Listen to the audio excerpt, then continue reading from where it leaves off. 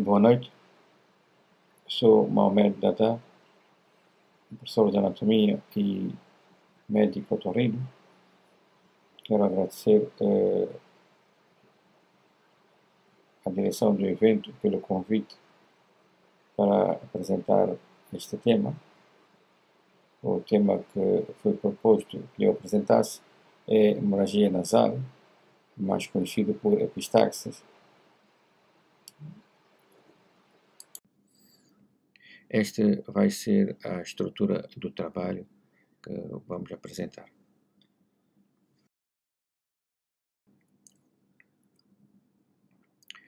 Sou licenciado em Medicina e especialista em otorrinolaringologia. Fiz mestrado em Saúde Pública e doutoramento em Morfologia. Sou docente de Anatomia há 26 anos na Universidade Eduardo Mondlane, Universidade Pública de Moçambique, a maior universidade e a mais antiga. E também sou professor de Anatomia em duas outras universidades privadas de Moçambique.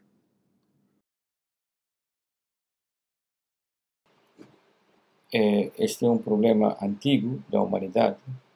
Nós vemos nessa imagem de 1884, que saiu numa revista, mostra uma criança a sangrar após um conflito com uma outra criança, após uma briga. O que é epistaxis? É hemorragia nasal, mas por definição é hemorragia com origem nas fossas nasais, porque nem sempre a hemorragia que está a sair, sangue que está a sair pelo nariz é epistaxis.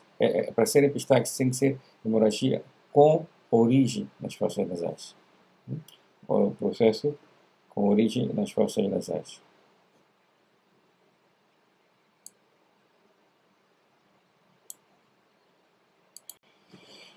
Vamos falar brevemente da anatomia vascular das fossas nasais. No septo nasal e na parede externa da cavidade nasal,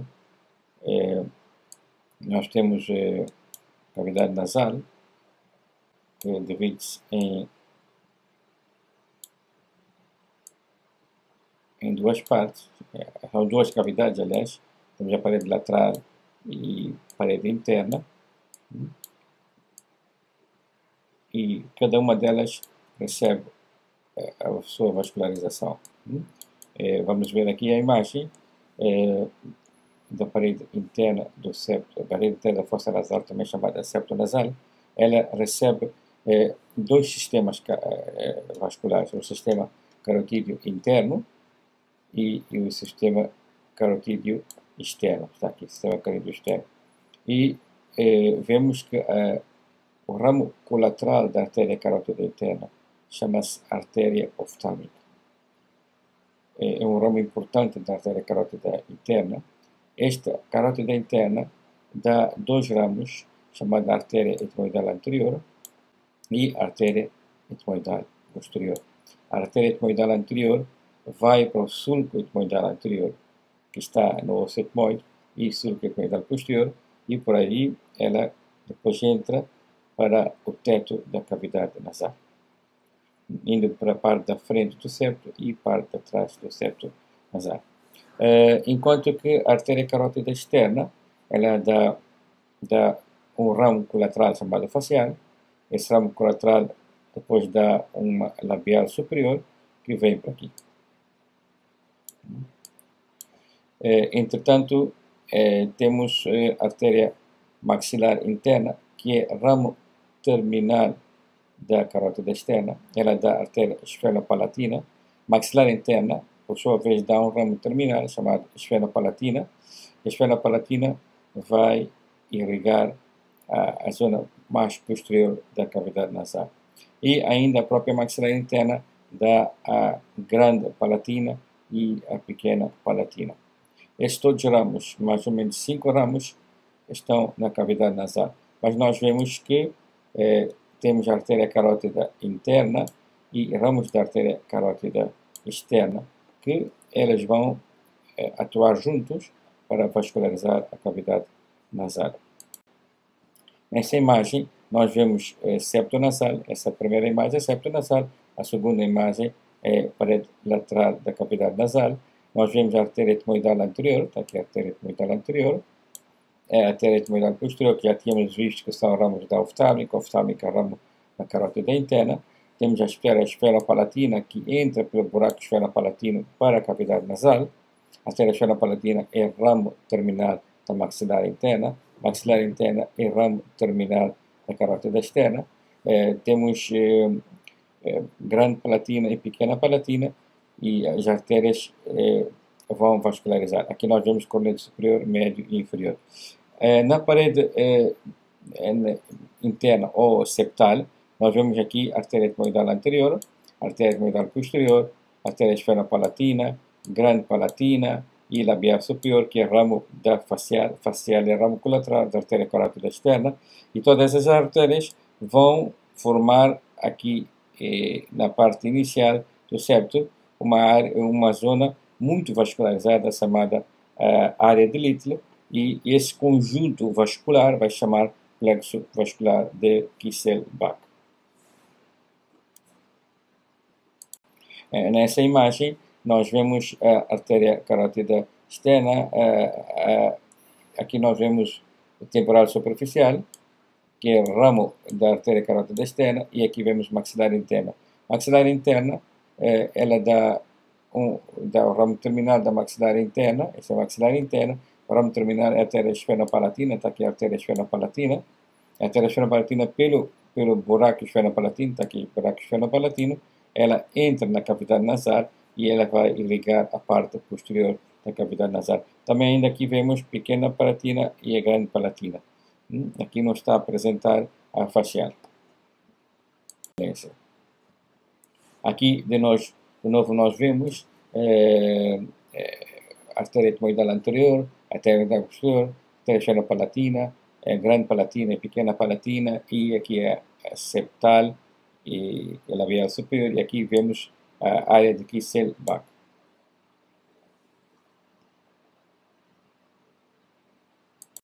Nessa imagem, que é vista superior, aqui temos etmoide, aqui cavidade orbitária, e nós vemos aqui globo ocular, nervo óptico, artéria carótida interna. Essa é a artéria carótida interna. Essa é a artéria carótida interna.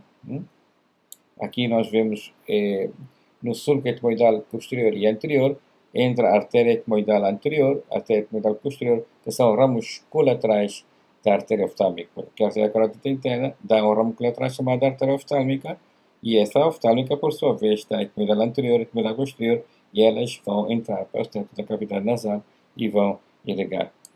Nessa imagem, nós vemos a divisão do septo nasal. Vemos aqui uma linha,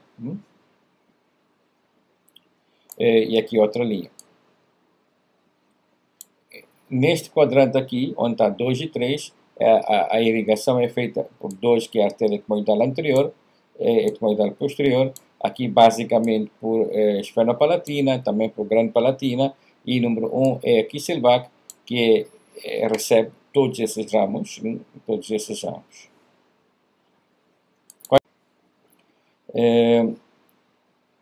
Epistaxis é uma emergência mais frequente em otorrino. Não digo urgência, mas emergência mais frequente em otorrino. E também o que mais requer internamento. Os casos de epistaxis são aqueles que mais requerem internamento. São mais ou menos 30 casos entre 10.000 habitantes por ano. E raramente elas são fatais. Raramente são fatais. Dos 2,4 milhões de mortes nos Estados Unidos, somente 4 por hemorragia nasal fatal. Quase 60% das pessoas já tiveram pelo menos um quadro de hemorragia nasal, e desses 10% foi uma hemorragia intensa, grave, que precisou de tratamento médico e alguma intervenção mais especializada. Não se conhece a prevalência da epistaxis, porque ela tem epistaxe mínima, ligeira, moderada, severa e grave, e nem todos os casos de epistaxis vão para o hospital. Muitos casos, e a maioria dos casos, resolve-se em casa. Porque a maioria dos episódios são autolimitados e não são relatados. Por isso é que não conhecemos a real prevalência. São as causas de epistaxe. Elas são locais e gerais. São muitas causas. Eu fiz um sumário, um resumo das principais causas, dos principais grupos etiológicos. Então, das causas locais nós temos traumatismo, qualquer tipo de traumatismo, mesmo traumatismo nasal, traumatismo do maciço facial, traumatismo digital, de colocar o dedo, contusão nasal, rinites, que são inflamação da mucosa da fossa nasal, os pólipos sangrantes, a introdução do corpo estranho. Aqui nós vemos um pólipo sangrante e aqui vemos um corpo estranho, que também podem dar hemorragia. Os tumores intranasais, os tumores dos seios perinasais e tumores da nasofaringe, principalmente o angiofibroma juvenil da nasofaringe. As causas gerais, nós temos doenças infecciosas, sobretudo agudas, como salmonela, malária e todas as outras doenças, doenças vasculares circulatórias, hipertensão arterial, aterosclerose, doenças hematogêneas e coagulação, insuficiência hepática, insuficiência renal e doenças endócrinas como diabetes.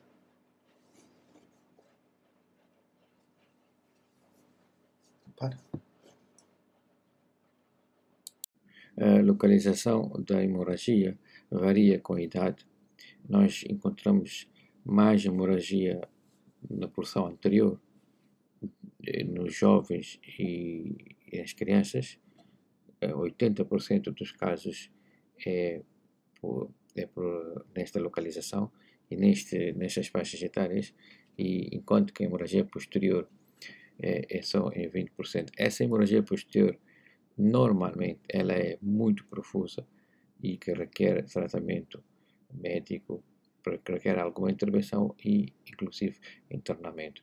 Mas, pela nossa experiência, a maior parte dos casos em crianças e jovens é hemorragia anterior, e muitas das vezes é uma hemorragia crônica sem muito significado. Como é que nós classificamos, do ponto de vista topográfico, a hemorragia? Ela é anterior, quando situa-se na área de Kisselbach, e essa é a mais frequente, a mais benigna,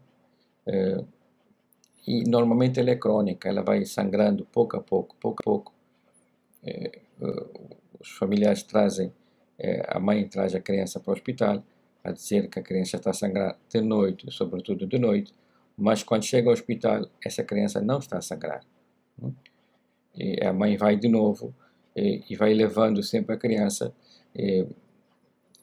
O médico atende, dá alguma vitamina, algum medicamento, algum antihistamínico para resolver o problema. Mas se enquanto não observar o interior da cavidade nasal, ele nunca vai fazer o diagnóstico. Essa é uma hemorragia que é negligenciada, muitas vezes negligenciada. A hemorragia posterior, ela é mais profusa e difícil de controlar, e por isso os médicos rapidamente transferem para o hospital para o cuidado de um especialista. Ela provém daqui, a hemorragia basicamente das artérias etimoidais posterior e sobretudo da esfenopalatina. Mas também nós temos a hemorragia superior, que vem das duas etmoidais anterior e posterior. A hemorragia posterior, a esfenopalatina, ela está muito ligada às crises hipertensivas e também aos quadros de doença infecciosa, como a malária, no nosso caso a malária, a hemorragia por malária, insuficiência renal, insuficiência hepática e também SIDA, os doentes têm hemorragia posterior.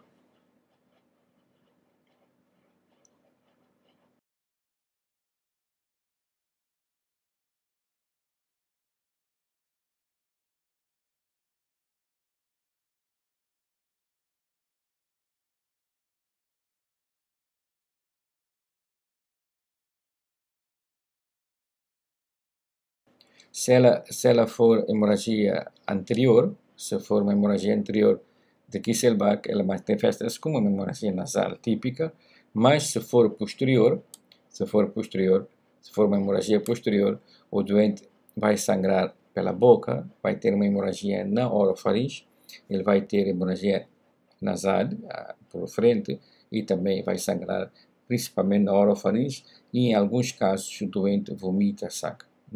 Vomita, tem vômitos misturados com sangue, porque ele engoliu sangue.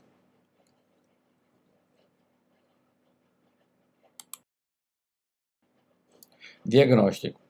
É fundamental que se faça um diagnóstico, e esse diagnóstico vai basear em quê? Em vários pressupostos. Em primeiro é fazer a história do doente. Quando é que começou, como é que começou, qual é a intensidade da hemorragia, comorbidades, tem doenças associadas, hipertensão arterial, diabetes, problemas de coagulação, se teve malária, se está constipado, se é um doente com HIV, com uma carga viral muito baixa.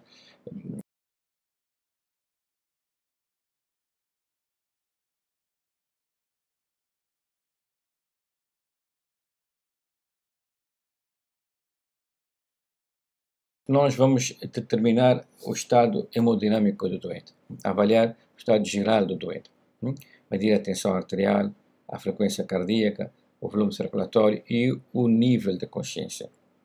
Para nós vermos a gravidade, é importante ver se o doente não está em estado em choque hipovolêmico, por isso é importante, quando recebemos o doente, nós fazemos uma anamnese rápida, muito rápida, e depois avaliar o estado hemodinâmico.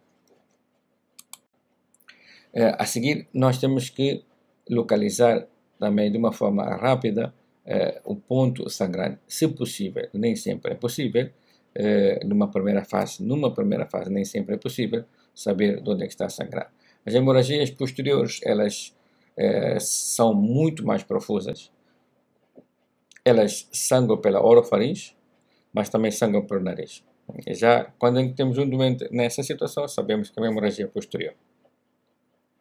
A hemorragia anterior são hemorragias nasais anteriores. As superficiais podem aparecer nos doentes que têm uma diátese hemorrágica, alterações de coagulação ou doença de Osler.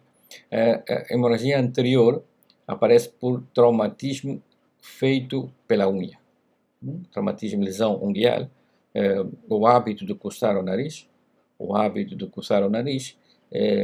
a área de Kisselbach ela é acessível à ponta do dedo, ela está mais ou menos a 1 centímetro do vestíbulo e ela é acessível à ponta do dedo, e quando a pessoa coloca o dedo no nariz, e o hábito que tem de colocar o dedo no nariz para limpar o nariz e coçar o nariz, esse hábito, isso vai traumatizando a área de Kisselbach. Também podemos ter epistaxe idiopática, rinite seca, onde toda a mucosa está seca e tem crostas, e quando a crosta cai pode provocar hemorragia, ou epistaxe acompanhada por doenças infecciosas também pode dar uma hemorragia anterior. Na caso de hemorragia posterior ou média, nós temos uma hipertensão arterial, aterosclerose, fraturas e tumores.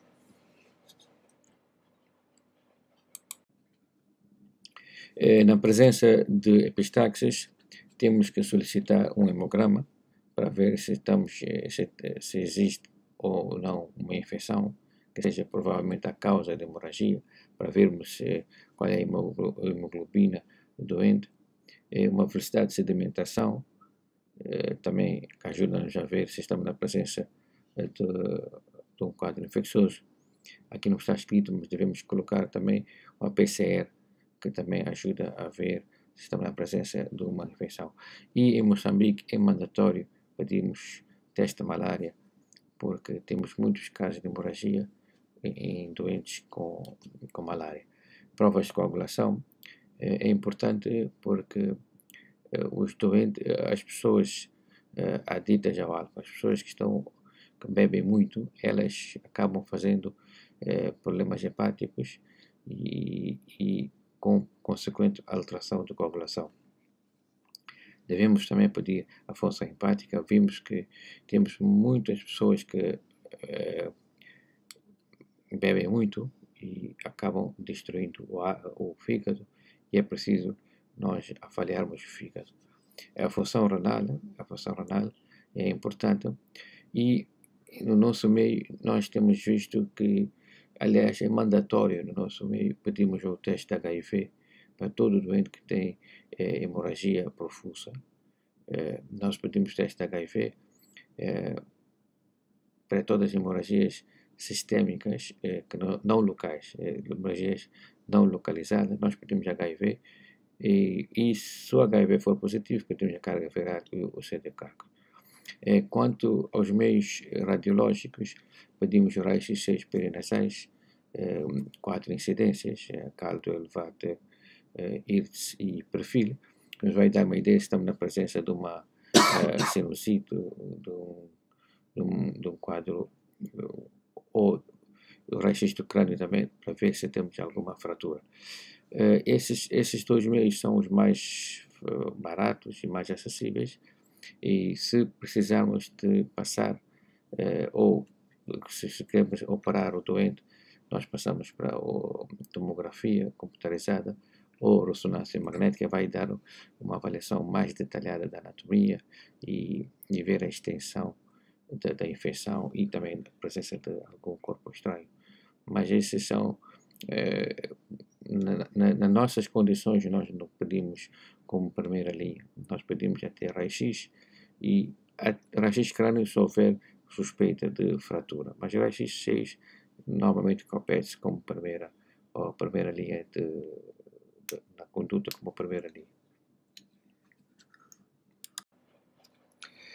É importante saber se de facto estamos na presença de uma hemorragia nasal ou se de facto é um outro quadro hemorrágico. Para ser hemorragia nasal tem que ser sangue com origem nas fossas nasais, mas nós podemos ter uma hemorragia da nasofaringe, onde o sangue cai para o nariz, um tumor da laringe, hemoptise, hemorragias pulmonares, a ruptura de variz esofágica, lesões vasculares cerebrais também podem provocar hemorragia ao nível cerebral, e pós-extração dentária profusa. Este é um caso que não está descrito na literatura, mas eu tive um doente nessa situação que fez uma extração dentária e dia seguinte entrou em choque hipovolémico no hospital com hemorragia profusa. Inicialmente pensou-se que era uma hemorragia esofágica, depois viu-se que colocou-se a hipótese de que fosse a epistaxe e foi chamado como otorrino para avaliar este caso. E quando vimos com o aspirador, naturalmente, de facto não era uma hemorragia nasal, as fossas nasais estavam intactas, estavam cheias de sangue, não há dúvida, mas não tinham nenhuma lesão. E de facto havia um alvéolo onde tinha sido extraído o dente, que estava a sangrar. E eu fiz a sutura do alvéolo e imediatamente parou a hemorragia. Não foi preciso fazer mais nada para controlar a hemorragia, mas simplesmente tivemos que internar nos cuidados intensivos porque a doente estava em choque hipovolémico. Quais são as medidas gerais que é preciso fazer com um doente que tem hemorragia nasal? Há que tranquilizar o paciente, se possível até sedar. E na nossa experiência nós vemos que é muito importante tranquilizar a família também, porque se a família está atrapalhada, ela passa o medo para o doente e o doente acha que está muito mal, está muito grave, e se ele estiver muito preocupado, ele vai ficar mais estressado, a hemorragia vai aumentar se ele tiver com tensão mais alta, a hemorragia também vai aumentar.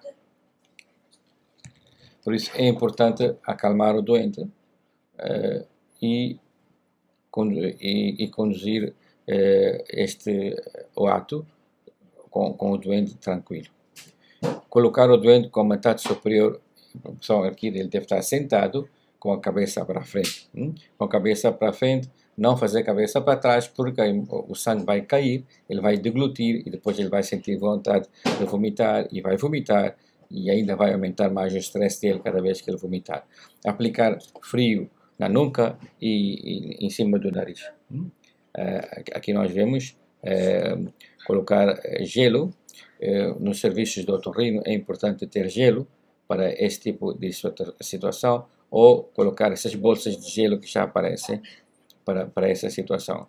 Também colocar aqui na nuca ajuda bastante. Colocar o doente num ambiente frio também ajuda muito.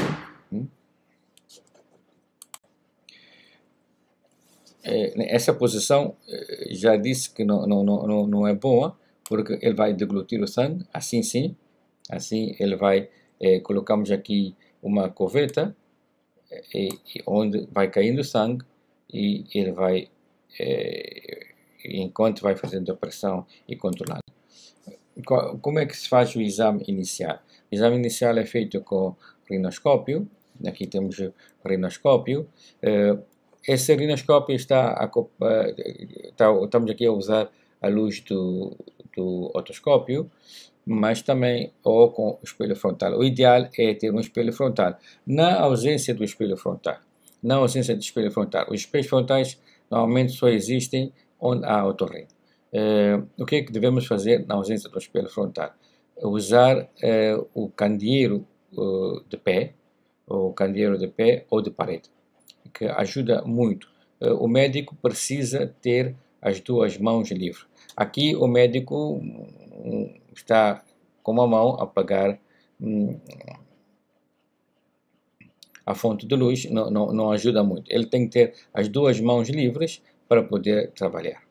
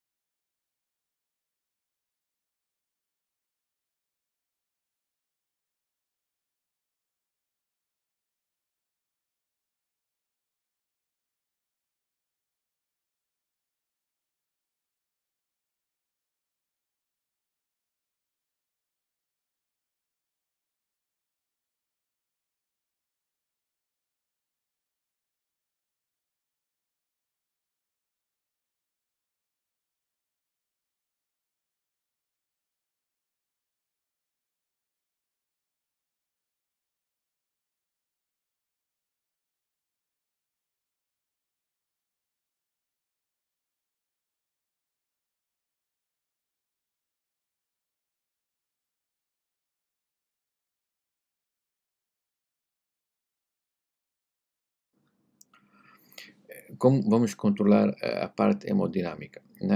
Na presença de um doente com crise hipertensiva, há que diminuir aquela tensão arterial, mas de preferência depois de nós fazermos controlar a hemorragia.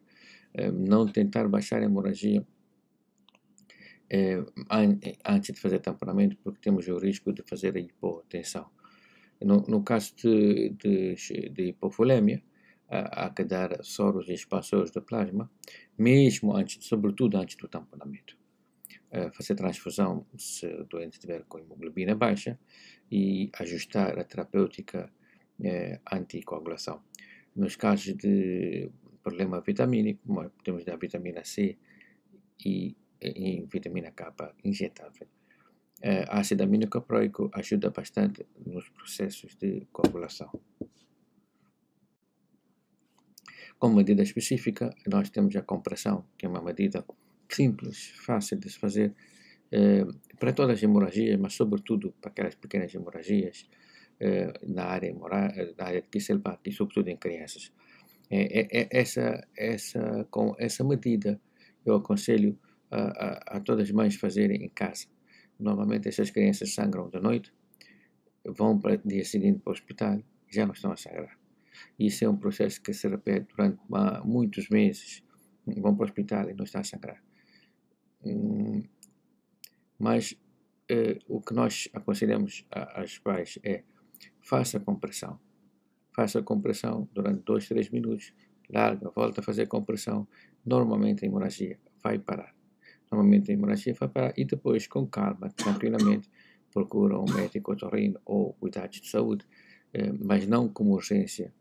E também evitar sair de noite por uma hemorragia que não justifica ir a uma unidade sanitária de noite. Essas hemorragias param e são hemorragias recidivantes. Enquanto não for tratado o problema da lesão unguear de Kisselbach, a situação vai continuar. Ela é útil na ausência de material. Claro, em casa não temos material, e é extremamente importante fazer essa pressão e contrapressão ao nível da cartilagem alar.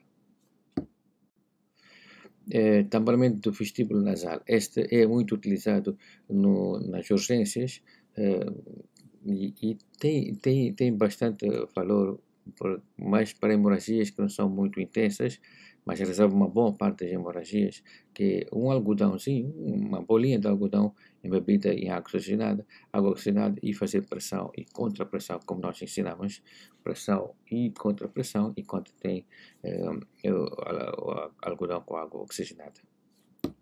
Qual é o equipamento necessário? Para controlar a hemorragia, num serviço de urgência, deve ter pelo menos um espelho frontal ou um candeeiro de pé ou de parede, um espéculo nasal. Aqui vemos o espéculo nasal.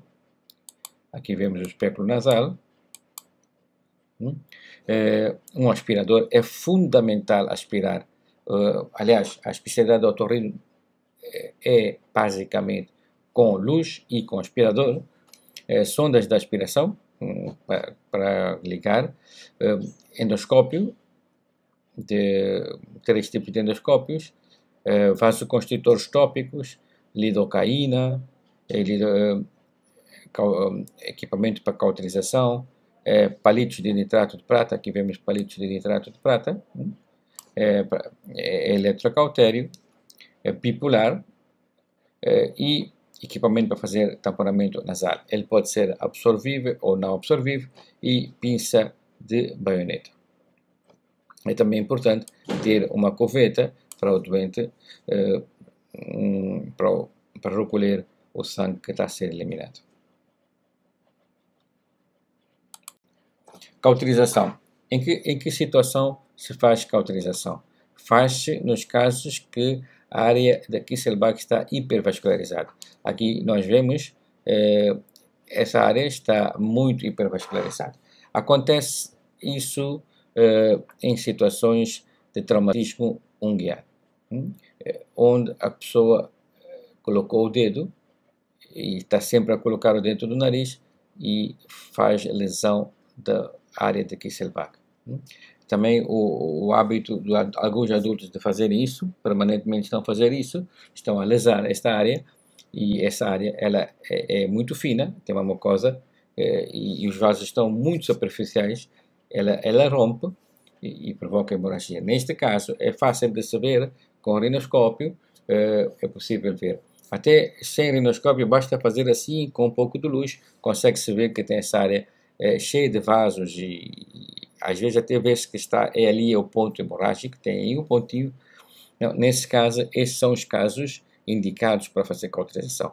Eles não são indicados para criança. Não é indicado fazer criança. Aqui nós vemos aspirador, aspira. Se não tem, essas hemorragias também não são muito profusas, o doente pode assoar e depois fazemos a compressão, podemos já pôr água oxigenada e depois de estar controlada, nós podemos colocar palito de nitrato de prata e queimar essa zona. Atenção, coloca-se um ponto só. Um ponto. Não é para deixar o palito tocar e ficar muito tempo no septo. O risco de perfuração é grande. E quando fazemos de um lado, nunca podemos fazer do outro lado. Mesmo que tiver outro lado de hemorragia, não podemos fazer nos pontos iguais, homônimos. Desse lado e do outro lado, não podemos fazer, porque o risco de perfuração é muito grande. Depois de fazer a cauterização, há quem aconselha colocar uma tira de algodão com pomada.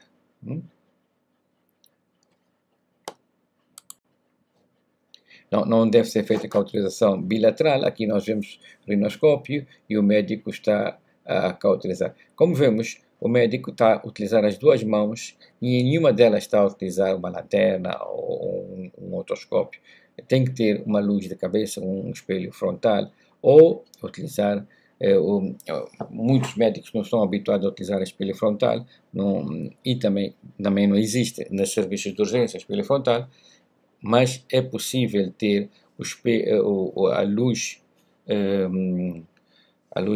o candeeiro de pé, que é muito utilizado na ginecologia. Isso é importante ter no serviço de urgência. Nos casos de hemorragia mais profusa, com a ajuda do endoscópio, é possível cauterizar aquele ponto hemorrágico mais profundo.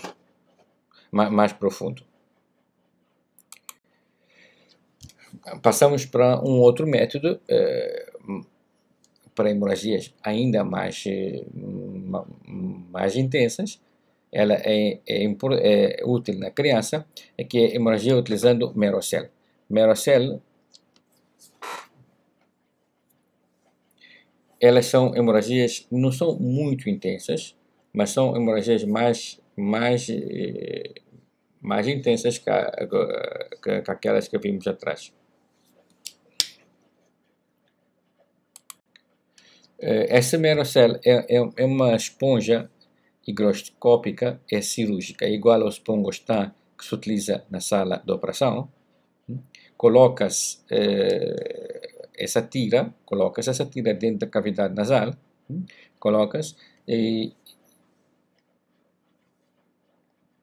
é um método simples, muito rápido, e ela, quando apanha sangue, ela aumenta de tamanho. Mas também nós podemos colocar umas gotinhas de soro fisiológico, mas depois de colocar dentro do nariz, ela aumenta de tamanho e vai obstruir completamente a fossa nasal e comprimindo os vasos que estão a sangrar. Ela deve ser retirada em 48 horas.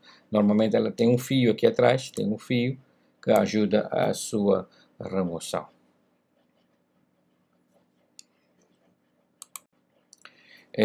A outra forma mais comum, que é o tamponamento anterior com compressas.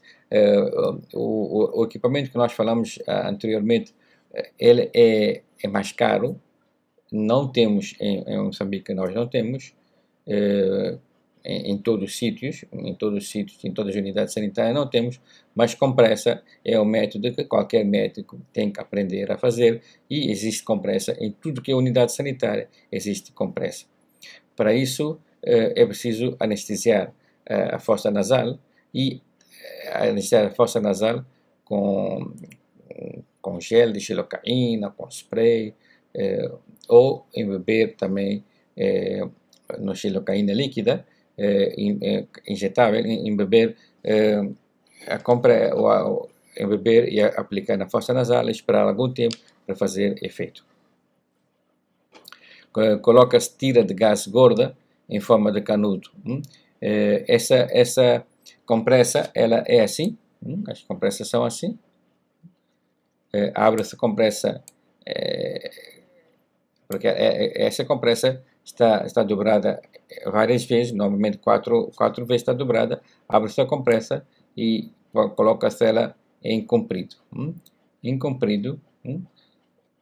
e vamos aplicar. Se não tiver compressa, também podemos fazer com ligadura. Com ligadura também pode-se fazer com ligadura. Só que é preciso embeber isso. Aqui estamos a falar da tira de gás gordo. A gás gorda já vem com aquele líquido, com aquela pasta que facilita e desliza. Mas eu aqui estou a explicar de uma compressa normal que se utiliza na enfermagem, na cirurgia. Essa compressa nunca deve ser aplicada em seco, nunca. Essa compressa ou ligadura, ou rolo de ligadura, nós devemos embeber com antibiótico e talvez com vaselina também pode se aplicar, mas principalmente com antibiótico. As pomadas nas condições que nós utilizamos a pomada oftálmica de tetraciclina, que é mais barata. Normalmente é 1 ou 2 tubos, normalmente 2 tubos gasta para embeber toda essa tira ficar, a compressa é branca, ela fica amarela de tanta pomada que nós aplicamos, porque facilita bastante e também diminui o dor. Se nós colocarmos seco, vai ainda aumentar a hemorragia, porque vai traumatizar e a colocação em si já é dolorosa. Então nós colocamos ou gás gorda não encontramos em qualquer unidade sanitária. O que encontramos sempre é compressas, e é mais fácil, e coloca-se de cima para baixo nesse sentido, colocando em cima, até em cima.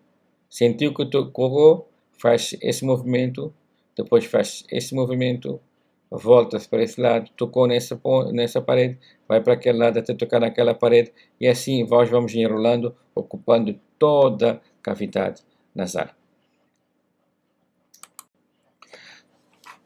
Em que situação nós utilizamos o tamponamento anterior com compressas?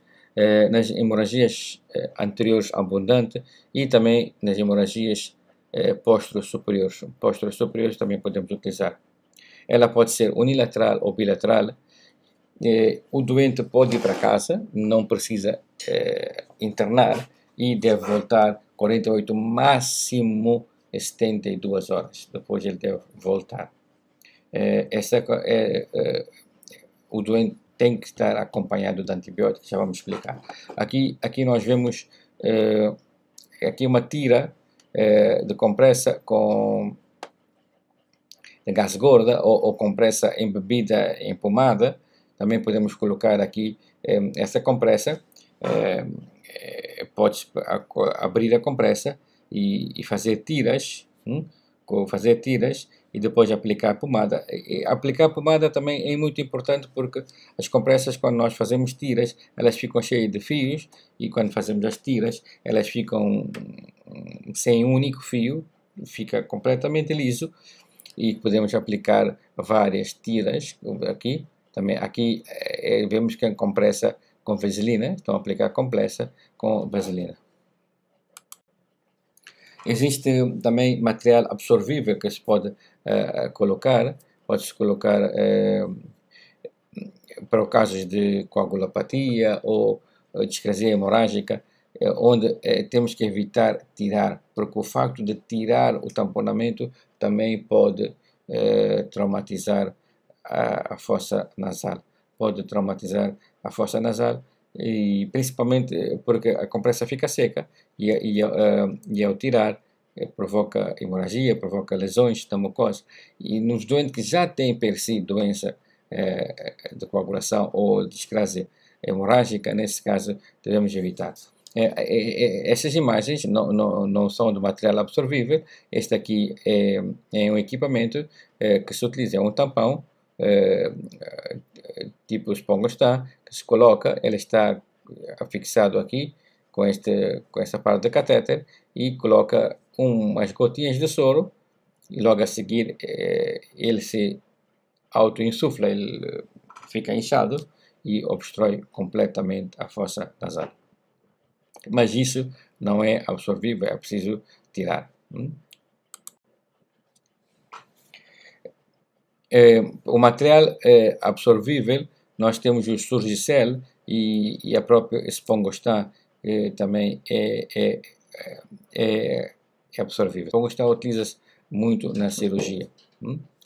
Aqui nós vemos como é que se aplica esse material, coloca-se líquido para ele ficar insuflado. Mas depois de colocar, é muito fácil de colocar porque são tiras finas, coloca-se na cavidade nasal, o doente a sangrar, coloca-se rapidamente uma tira e depois ou ele se insufla pela presença de sangue ou também pode-se aplicar algumas gotas de soro fisiológico. Ele funciona também com alguns pensos que as mulheres utilizam, que tem mais ou menos o mesmo efeito, quando colocado na presença do sangue menstrual também aumenta e funciona como se fosse um penso.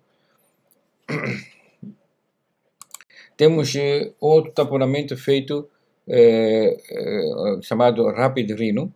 Esse tamponamento deve-se colocar, aqui nós vemos, é colocado no soro, e depois coloca-se no soalho da cavidade nasal. Aplica-se o tamponamento com uma pinça, vai-se deslizando o tamponamento para o soalho da cavidade nasal e depois insufla, tem uma ponta onde insuflamos 20 ml, numa seringa de 20 ml, insuflamos uma quantidade que vai fechar completamente a cavidade nasal. Não podemos fazer uma hiperinsuflação, atenção, porque pode traumatizar a mucosa, inclusive fazer perfuração. Aqui nós vemos como é que fica a cavidade nasal completamente obstruída e o tubo fica aqui fora, coloca-se aqui um penso rápido e deve ser removido alguns dias, 2, 3 dias depois.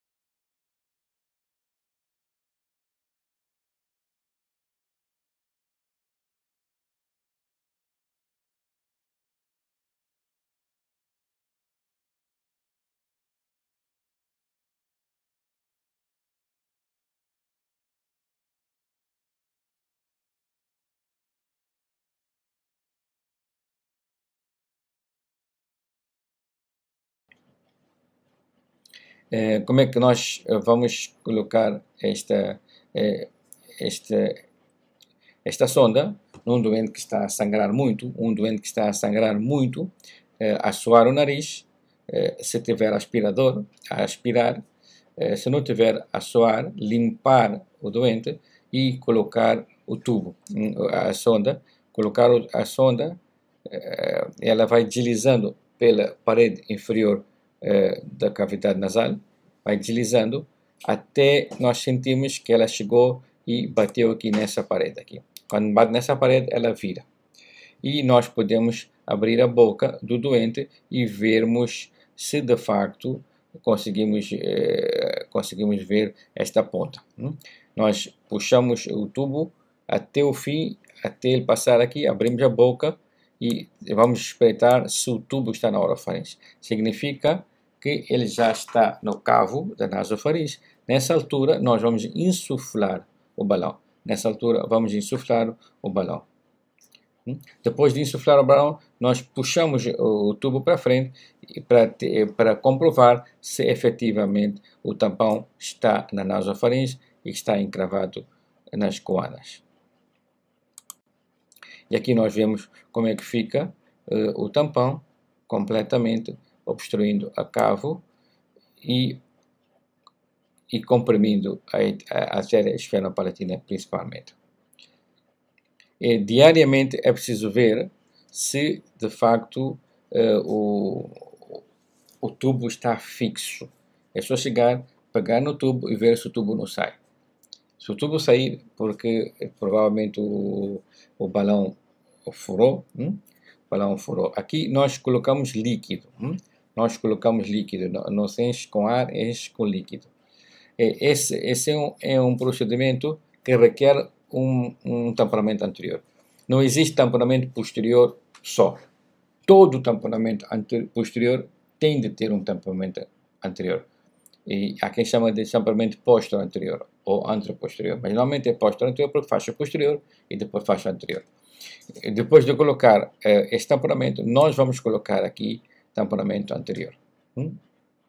E como são hemorragias profusas, nós não vamos utilizar Merocel ou material absorvível, vamos utilizar material que faça bastante compressão, vamos utilizar compressas para comprimir e também ajudar a manter esse tubo no lugar. Isso é bastante doloroso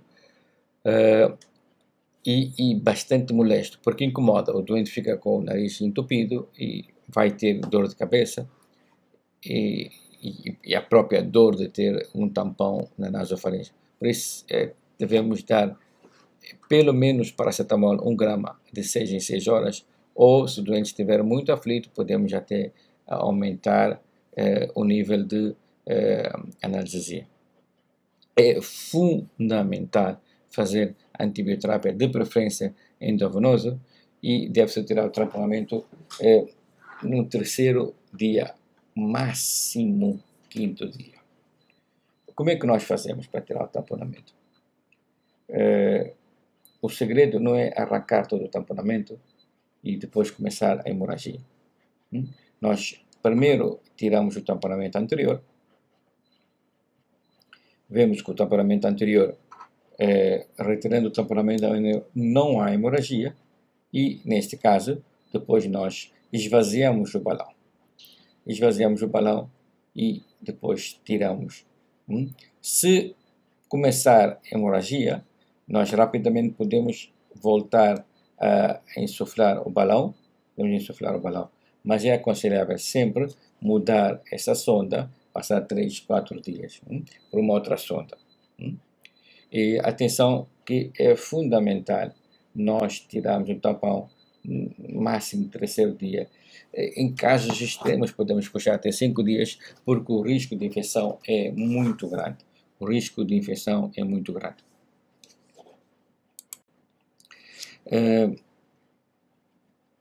Aqui nós estamos a ver um tamponamento posterior com compressa. Tamponamento posterior com compressa. Que também é o mais frequente, é mais usado em algumas unidades sanitárias, é mais usado. Como é que nós vamos fazer esse tamponamento? Aqui esse é mais para hemorragias graves, quando outros procedimentos falam em qualquer hemorragia posterior. Aqui nós estamos a ver que passou uma sonda, não é sonda de Foley, é sonda de Foley, pode ser uma sonda nasogástrica, passou por cavidade nasal, chegou na orofaringe. Nós observamos com a orofaringe, vamos buscar com uma pinça de McGill, que é aquela pinça que o anestesista utiliza, tiramos uma das extremidades e amarramos. Normalmente esta ponta ela tem um buraquinho já próprio da sonda nasogástrica, e aqui amarramos 2 fios de sutura seda 0, mais ou menos 15 a 20 centímetros, e nessa extremidade nós vamos amarrar uma compressa, vamos dobrá-la em 2 ou 3, normalmente vamos dobrar uma, duas, três ou quatro vezes até ficar esse chumache, e depois vamos colocar ele na boca. Enquanto estamos a colocar na boca, estamos a tracionar essa extremidade e estamos a puxar esta compressa, essa extremidade para dentro.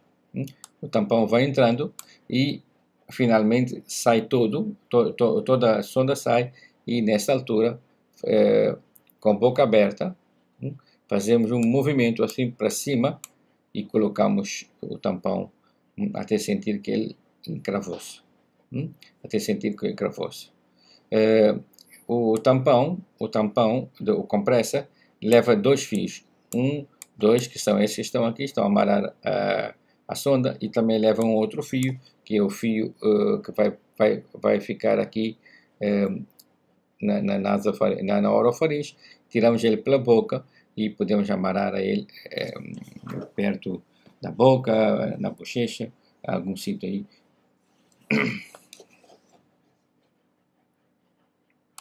Não, o tamponamento posterior, vamos ver agora essa técnica, como é que é. É a mesma técnica que a HSPV. Aqui nós vemos uma sonda nasogástrica, ou uma outra sonda de Nelaton, por exemplo, uma sonda de Nelaton, colocamos a sonda embebida na pomada de lidocaína ou qualquer anestésico, e ela desliza suavemente, abrimos a boca. Essa sonda tem a vantagem que ela é colorida e facilmente se vê. O doente abre a boca e nós vemos que está aí a sonda. Com essa pinça mais comprida, ou com maguile, eu prefiro maguile, nós puxamos a sonda a essa extremidade aqui para fora. E nessa extremidade nós vamos amarrar dois fios de seda, zero, de mais ou menos 15 a 20 centímetros. E aqui colocamos um tampão, uma compressa, é assim. Nós dobramos a compressa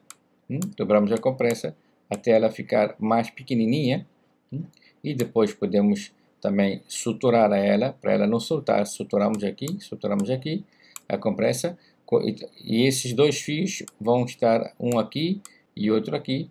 Depois vamos dar um outro fio aqui atrás, ou também podemos pôr dois fios aqui atrás.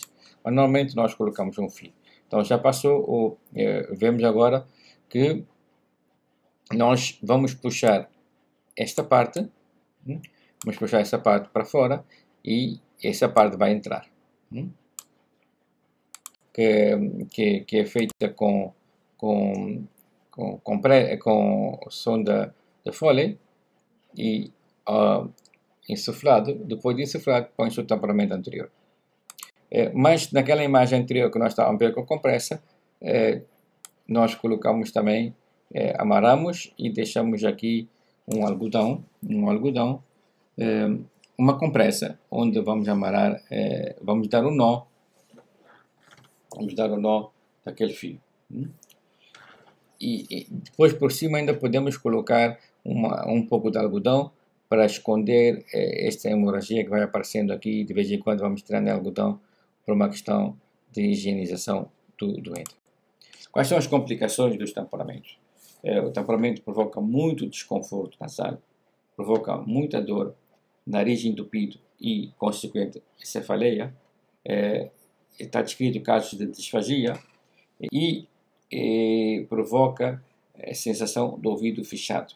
Parece que está no avião, e até pode provocar otite média com perfuração da membrana tímpano e saída de pus no ouvido. Infecção. O grande risco de um tamponamento é o síndrome de choque tóxico. Por isso, o tamponamento não pode ultrapassar 3 dias. Sinéquias. Por que sinéquia? Porque nós estamos a trabalhar na mucosa, e a mucosa, o tampão, ele lesa a mucosa. Quando nós retiramos o tampão, a mucosa lateral e a mucosa medial da cavidade nasal, ela tem tendência elas estão demasiadas, ela tem tendência, porque estão a secretar também uma secreção espessa, e acabam fazendo uma ponte entre elas, uma ponte entre elas. Vou explicar melhor. Aqui tem cavidade nasal. Então, tem uma lesão aqui e tem uma lesão aqui. Elas têm secreção, tem uma espécie de um corrimento aqui espesso, que esse corrimento vai unir as duas lesões e vai fazer uma sinéquia. E o que é sinéquia? Sinéquia vai entupir a cavidade nasal. O doente vai ter obstrução nasal. Numa primeira fase é possível destruir essa sinéquia colocando um outro tampão e destruir. Mas se nós deixarmos progredir, essa sinéquia vai ficar muito dura e muito rija e vai ser preciso uma cirurgia para abrir isso. Cicatrização viciosas também. Necrose do lábio, da columela, está aqui, nós já tínhamos falado que é preciso evitar necrose do columela. Porque o fio, quando sai, se eu apertar profundamente aqui, vai fazer uma hipóxia dos tecidos e necrose. Então, síndrome de choque tóxico. Como é que nós devemos controlar? Todo doente com tamponamento deve ser reavaliado diariamente, fazer um curso de antibiótico, estar internado. E se o doente começa a fazer febre, temos que tirar o tamponamento. Nem que seja dia seguinte, temos que tirar o tamponamento. Tira o tamponamento, lava bem o doente, lavar bem, e provavelmente já nem está sangrando. Se ainda estiver sangrando, fazemos outro tamponamento. Mas se tiver febre, há que tirar o tamponamento. Os tamponamentos posteriores, eles reduzem a pressão do oxigênio e alteram a pressão de CO2. E por isso, alguns doentes precisam oxigênio, analgesia, e em cefalia tem que se fazer o novo tamponamento e também precisa fazer soros e transfusão sanguínea. Se o tamponamento, nos casos de hemorragia idiopática resistente, utiliza-se um método que é embolização arterial. Aqui vemos na imagem a figura A, hemorragia ao nível da artéria esfenopalatina, e na figura B, depois do procedimento. Essa técnica tem a vantagem de diminuir significativamente o tempo de internamento, ele é bem tolerado, não necessita sedação e nem anestesia geral, e também é um método seguro.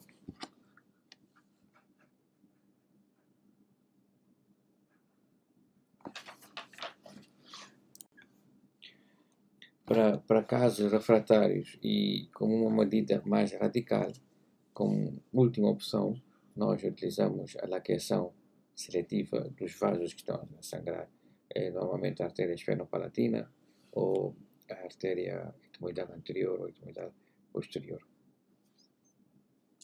Também pode-se, em última instância, fazer a laqueação da própria carótida externa. Nessa imagem nós vemos os 3 pontos que eu falei, onde é possível fazer-se a laqueação. Septoplastia, dermoplastia septal.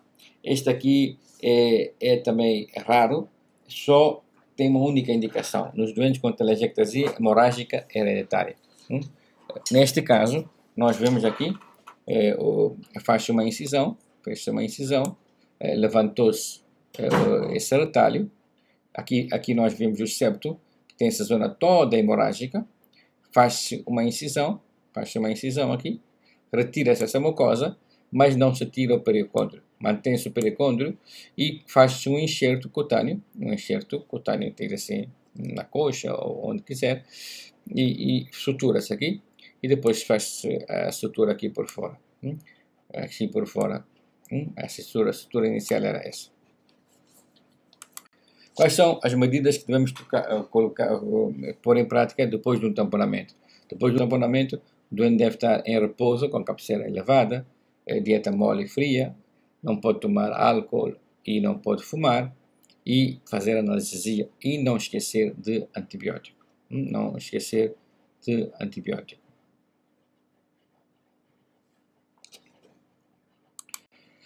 Os cuidados pós-operatório, pós-embolização, pós-laqueação, mas também pós-tamponamento posterior, é retirar o tamponamento no máximo 3º dia e excepcionalmente no 5º dia, fazer antibiótico para evitar o choque tóxico, síndrome de choque tóxico, tratar a causa. O doente não pode sair do hospital sem se tratar a causa. Se ele é hipertenso, devemos colocar a medicação para hipertensão. Devemos saber a causa. Se ele tem problemas de coagulação, devemos começar a tratamento para esse problema. E nos doentes que fazem anticoagulantes, devemos descontinuar e talvez pedir uma opinião do colega de medicina ou de cardiologia.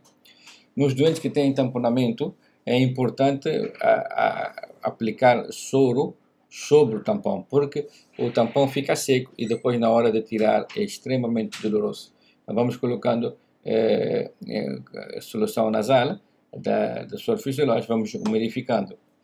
Isto aqui é um dispositivo para manter o tamponamento no lugar. O doente que fez essa cirurgia ou teve tamponamento deve evitar comidas quentes e muito condimentadas, deve evitar atividade muito intensa, não deve apanhar sol, deve evitar assoar o nariz, deve evitar manipular o nariz e também deve evitar expirar, fazer expiros muito excessivos, com muita violência. É importante cortar as unhas regularmente, cada 5 dias.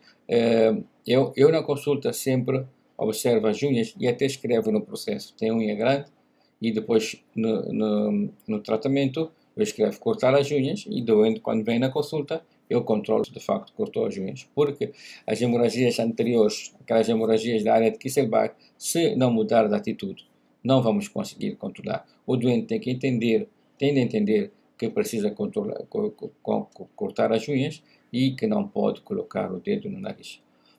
Não pode fazer inalação de cocaína, porque a cocaína vai danificar e também é uma das causas de hemorragia.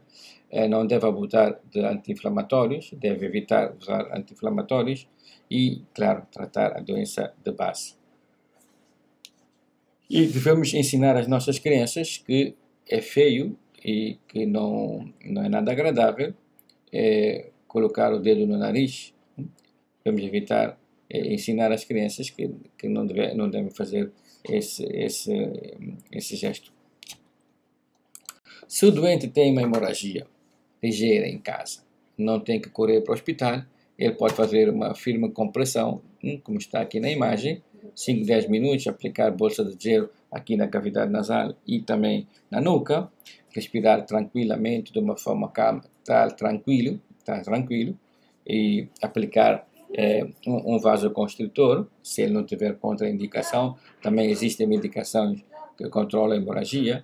Estar num lugar fresco e na sombra, ou deixar uma ventoinha perto dele, ou ligar ar-condicionado.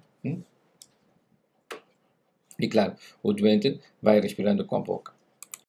Quais são os cuidados que é preciso ter nesta época de Covid e um doente que tem epistaxis?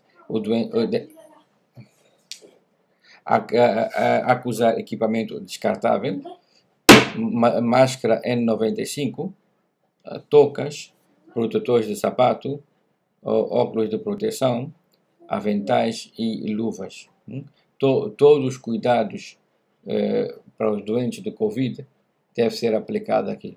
Não esquecer que nós estamos na presença de fluidos, e é preciso ter muito cuidado. Essas recomendações também são úteis para a nossa situação local, onde nós temos muitos doentes com SIDA, e muitos dos casos de hemorragia para nós é por causa do SIDA.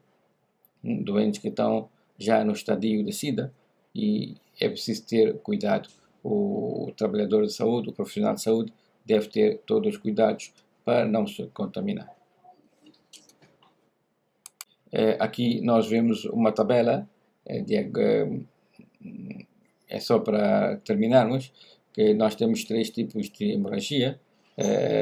anterior, posterior e superior, e a anterior é basicamente plexo Kisselbach, posterior é esfenopalatina, e também enquanto que superior é etmoidal anterior e etmoidal posterior.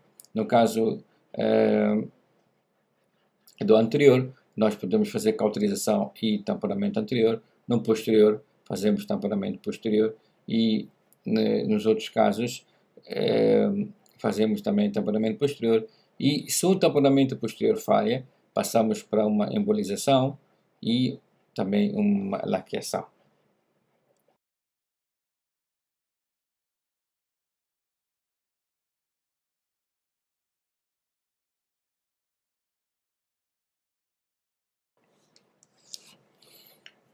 Esse é o fluxograma que se pode utilizar para casos de hemorragia, e essa é a bibliografia que eu utilizei para escrever este tema.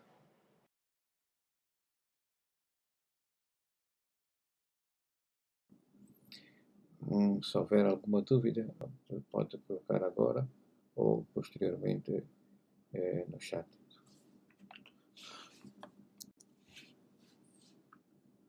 Obrigado pela atenção.